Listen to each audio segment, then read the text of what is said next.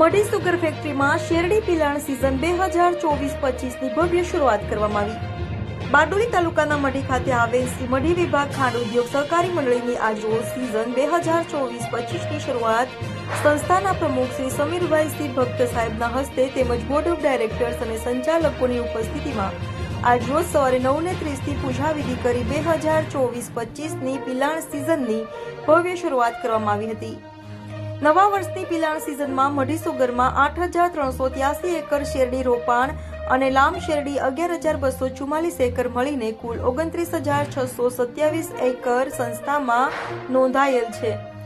આગામી સિઝનમાં 10 lakh metric ton કરતાં વધારે શેરડી પીલવાનો લક્ષ્યાંક રાખવામાં આવ્યો છે। તેવા ઉદ્દેશ્યથી નવી સિઝનની શરૂઆત કરવામાં આવી છે અને ત્યારબાદ સંસ્થામાં પહેલા નંબર પર આવેલ ટ્રક ડ્રાઈવરોને પ્રોત્સાહન મળી રહે તે હેતુથી ઇનામ આપવામાં આવેલા હતા।